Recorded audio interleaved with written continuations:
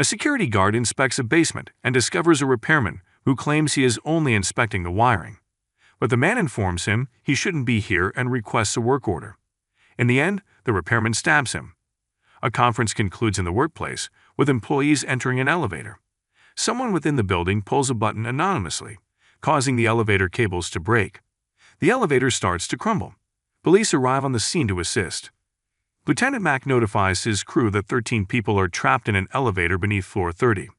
The bomber demands $3.7 million, or he would explode the elevator's emergency brakes. The cops understand they just have 23 minutes to take action. They can only access the interior of the building via access panels, and the elevator hatch has been connected to activate the bomb. Officer Jack and Detective Harry volunteer to look into it. They race to floor 32, where the nearest access panel is located, and enter the shaft to discover it on top of the elevator. The individuals inside are concerned and want to know what's happening. Jack and Harry tell them they work for the LAPD and manage the problem by claiming it's simply a malfunction. Meanwhile, Howard, the bomber, is carefully listening to their talk. Harry asks Jack what he would do if a gunman was using a hostage as cover at an airport, while on his way to the plane and Jack was 100 feet away. He says he would shoot the hostage in order to prevent the gunman from boarding the plane and injuring the other passengers. Harry believes Jack is nuts. Jack tries to help the passengers by designing a technique that removes them from the equation, giving Howard no leverage. He suspends himself upside down on a cable and attaches a hook to the elevator. Howard hears them and releases the brakes. The people on the elevator fall in panic. The linked hook jack is connected to a crane, which collapses owing to extreme pressure, causing the elevator to drop before becoming trapped again. Jack drills open the access panel and reaches out to the panicked occupants. He then continues to take the passengers out one by one. One woman in particular is terrified, but they save her as well. Jack realizes that the bomber is inside the building.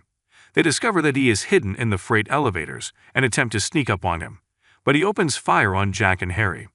Howard eventually corners them in the elevator, taunting Jack while holding Harry prisoner.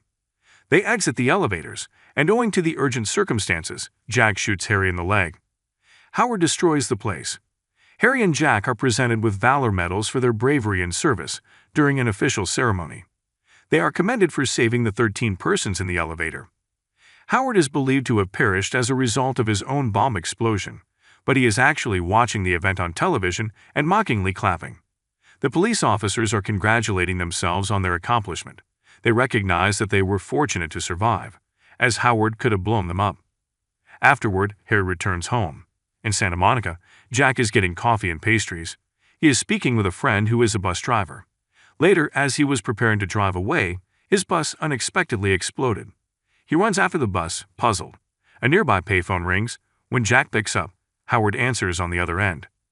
He claims he spent 2 years working on the elevator project, only to be unsuccessful. He claims to have an extraordinary amount of commitment. He grabbed Jack's attention by blowing the bus. He insists on receiving his $3.7 million. He asks Jack what he would do if a bus had a bomb on it. The device detonates if the speed drops below 50 miles per hour and is activated when the bus first reaches that speed. Jack says he'd like to know which bus it is. Howard instructs him to follow the regulations and reveals the location of the bus. He also tells him that no passengers should leave or he will blow the bomb, and that he needs the money by 11 a.m. Annie hurriedly boards the bus from Venice bound for downtown. Jack is following the bus at full speed. Inside the bus, everyone is quiet and composed. Their major concern is getting to their destination in time, as traffic forces them to slow down. Jack chases the bus impatiently, eventually getting out of his car and running toward it. He attempts to get them to stop. He struggles to express that he is with the LAPD, but they do not halt the bus. Jack aggressively snatches a stranger's automobile and wildly pursues the bus. Meanwhile, the bus accelerates beyond 50 miles per hour, activating the bomb. Jack yells at the driver, telling him there's a bomb on the bus and to keep his speed above 50 miles per hour. He contacts Harry and informs him that the bomber is still alive. Jack manages to board the bus and attempts to inform the passengers of the current situation. When a man draws a pistol on Jack, he draws his own gun in protection. He eventually puts it aside and attempts to handle the situation. As the man with the pistol calms down, a passenger, Ortiz, attempts to gain control of him. The gun's trigger is pushed, and it strikes the driver, injuring him severely. Jack openly informs the passengers that there is a bomb on the bus. Annie grabs the wheel, and the cops prepare to act as they leave in helicopters. Howard is ecstatically watching everything unfold on TV. Jack and Harry converse on the phone while Jack outlines the bomb's configuration. An absurd amount of C4, 3 triggers, and a timer set on a gold wristwatch. As they struggle to keep over 50, they collide to do a number of things. Annie does her best to keep the bus moving. Howard is closely listening to the news while also watching American football and thoroughly enjoying himself. Harry and his colleagues discuss the bomber and determine he knows a lot about bombs, as he uses a different design each time instead of sticking to one type. He also seems to know every police countermeasure. Harry takes this as a cue and decides to check through cop files over the last decade. Mac and Jack maintain communication and try to manage the issue. Annie continues to drive the bus wildly in order to prevent the bomb from detonating.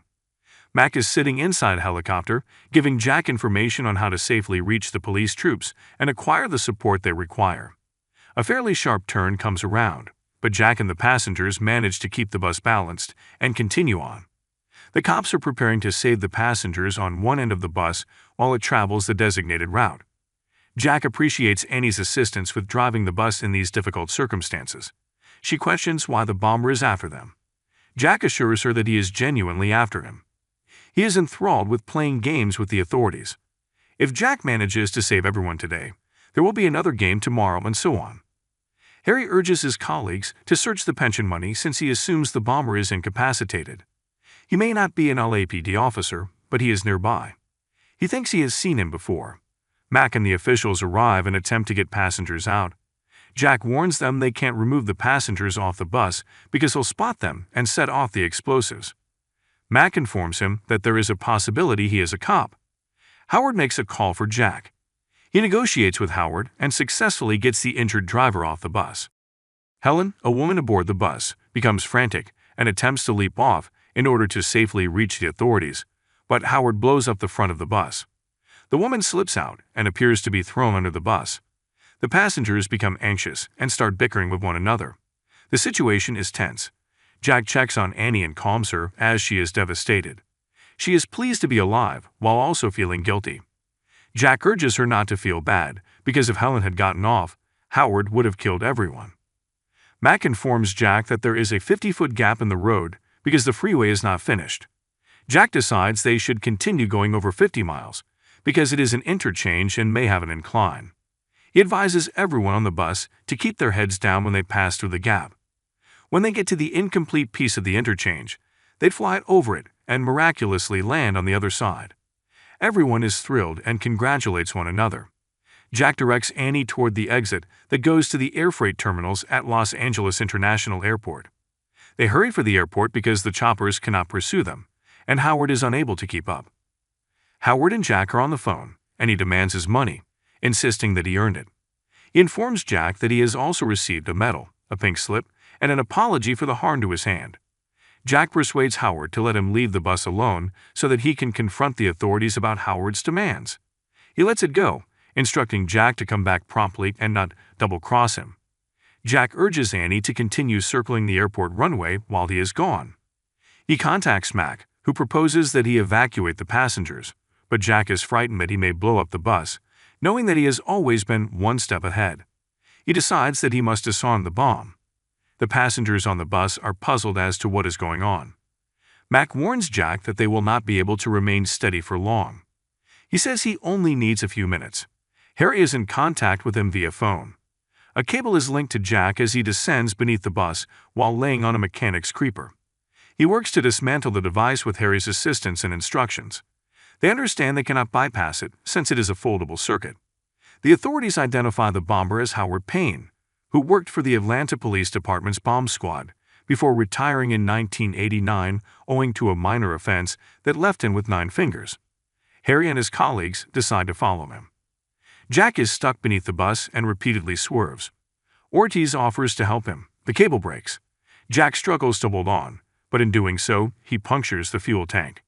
Annie panics because she believes she ran over him. He's barely holding on when Ortiz opens the bus floor and pulls him out. Jack instructs Mac to seek assistance in dealing with the gasoline tank issue. Harry and his team storm Howard's house. He deceives them by putting a bomb inside the house. When it detects them, it goes off. Harry is killed in the process. Jack receives a call and assumes it is from Harry, but Howard answers instead. He informs Jack that Harry has died. He mockingly speculates that the watch he attached to the device, which was a retirement gift, brought Harry to them. He threatens him once more, warning that if he does not receive his money, they will all die. While speaking, he refers to Annie as a wildcat. He mentions a location where the cash can be dropped. Jack spots Annie wearing a University of Arizona shirt. He learns that when he says wildcat, he means Annie. This means he can see the interior of the bus. He has video footage, but no audio. Jack instructs everyone to appear regular and simply stare ahead. They record a tape of the bus's seemingly monotonous surroundings. Mac takes the press off air and plays the bus clip on repeat. Howard is temporarily duped. Meanwhile, authorities manage to safely remove everyone from the bus. Jack and Annie are the only ones remaining. They lock the gas pedal and eventually get out, using the bus floor's opening panel for support underneath them. The bus crashes with a freight plane and explodes. Massive and powerful explosions occur as the passengers observe from a distance. Jack and Annie are safe and happy. Mac follows up on them. They get medical attention. Howard phones back, asking for money. They realize he's unaware that the device exploded. Mac says they will bring the money in 30 minutes. The authorities arrive at Howard's location and sweep the area clean. Jack and Annie are riding in an ambulance. Jack leaves and promises he'll be back. Using the money, the authorities set off a paint bomb. Sanitation workers place the bags in the trash container. Howard spots the officials hiding in various locations, with their rifles directed at the money collection point. He attempts to detonate the bomb on the bus, but finds he has been duped by the loop tape playing on TV. He pretends to be a cop and takes Annie away. Meanwhile, the authorities are wondering where he is because the money has not been collected. Jack knows he is never late.